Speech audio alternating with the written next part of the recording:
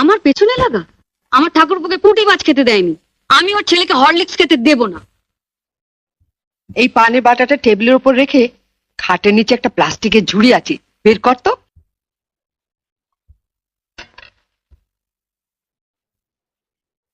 বস। জানিস, বাজার থেকে আপেল আনিয়েছি, শরীরটা এত দুর্বল লাগে। ওই হরলিক্সটা তুমিও খেতে পারো মা। হ্যাঁ, প্রত্যেকদিন রাত্রিরে 1 গ্লাস করে হরলিক্স করে খাবো। হ্যাঁ, আর বানাতে দেবে বৌদিটাকে।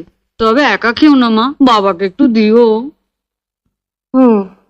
বিয়ের পর তো বাবাকে কিছু খাওয়ালি না, তা এতই যখন খাওয়াবার শখ তখন বাজার থেকে একটু বিষ এনে দে।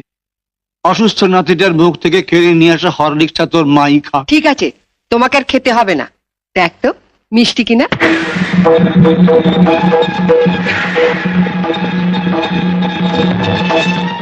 এটা কি হলো? আপনি তো একটু আগে বড়দির ঘরে বলে এলেন মা, যার স্বামী যেমন রোজগার করবে তার ঘরে তেমন খাওয়া দাওয়া হবে। আপনার স্বামী তো মাত্র 150 টাকা পেনশন পায় মা। আপনার যদি এতই ফল খাবার শখ হয় মা, বাবাকে বলুন না রোজগার বাড়াতে। নয়তো এর পরেও যদি আপনার ফল খাওয়ার শখ হয়, তাহলে বাজার থেকে 20 পয়সা দিয়ে কুল কিংবা পানি ফল এনে খাবেন, কেমন?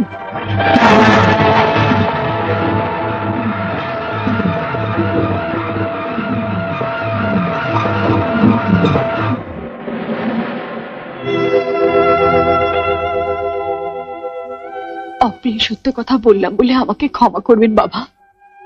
কি গো, তোমার সামনে আমাকে এমনি ভাবে অপমান করে চলে গেল, আর তুমি কিছু বলবে না?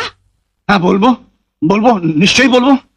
আজ আমি ভগবানের কাছে প্রার্থনা করে বলবো, হে ভগবান, বাংলার ঘরে ঘরে দজ্জাল শাশুড়িদের শায়েস্তা করবার জন্য ছোট বউয়ের মধ্যে একটি করে বউ পাঠিয়ে দিও।